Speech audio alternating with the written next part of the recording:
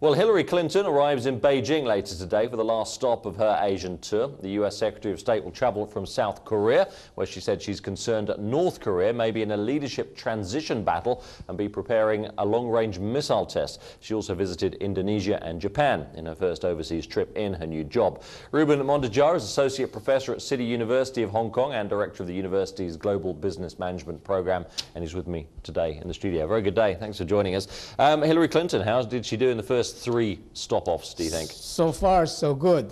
This is, as you know, this is a debut trip, so it's self-introduction part of her being Secretary of State, and I think I believe she was the right choice for this job. So I think she will do a good job. So a decent start. But that said, Japan, diplomatically speaking, pretty easy. It's been a long-term ally. There's an economic challenge there, but economics is not entirely her remit.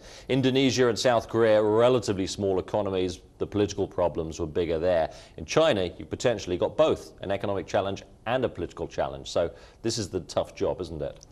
Well, at the same time, there are really no very, very new issues. All the issues are already there. I think the top of the agenda would be the cooperation in how to handle the financial crisis, how China would kind of take its role in this crisis.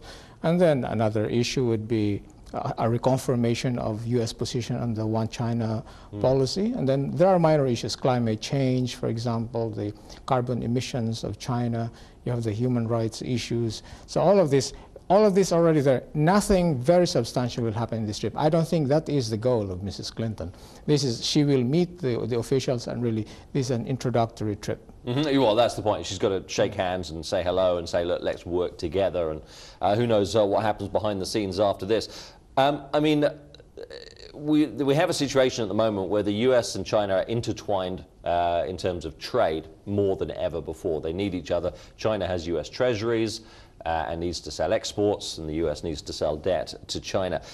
But do you see tension building in that relationship in this crisis, or is it solidifying the relationship? Well, China understands that no one is not affected by the crisis, and the US itself is in deep trouble. So the main thing there will be like exports, and China knows that the exports of the upper end, all of that will either disappear or really significantly dwindle. But the lower end, the Walmarts, for example, China will still export toys, Christmas trees, umbrellas, shoes, kitchen utensils, all of this, because to produce them in the US would still be very costly. So, and US consumers would, that's what they have been showing, they are actually downgrading their purchases. So, and that door will still be open to China, but you know, China will get its economic growth not from the exports this time, but from its domestic economy. Okay. As I say, of course, trade is not really Hillary Clinton's remit here, so she'll say something, but it's maybe not the most important part of what she can achieve later. The area where she may be able to achieve a lot is getting China to work more closely in reining in North Korea. Do you think she's likely to achieve something there? At the same time, really, not just the US, the whole world expects China to do its bit, because there's no other country really that can replace China in controlling North Korea.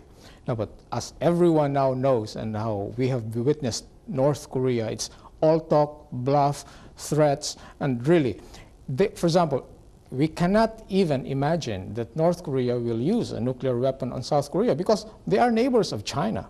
So China will be very affected if such a weapon will be used. So that possibility is practically nil. But North Korea will keep on using that leverage because they have no other. She raised the issue of, we know that North Korea may potentially be planning a long-range nuclear missile test. Hillary Clinton raised the question of whether there's a transition battle going on with a sick Kim Jong-il. Do you see that yourself? Well, that's on the level of speculation. We have been talking about this succession battle for a long time. We already talked about whether he's in near death, and you know he always comes up later. So I think it's on the level of speculation, but that may happen. But yet I don't think, even if there's a transition in leadership, I don't think there will be a dramatic change in what North Korea is at present. So it will still be belligerent. Okay, Professor, thank you very much indeed for your time. Reuben Mondejar of City University of Hong Kong. After the break, nabbed. The FBI tracks down Alan Stanford after he was accused of an $8 billion fraud and disappeared from his Antigua base. A US focus after the break.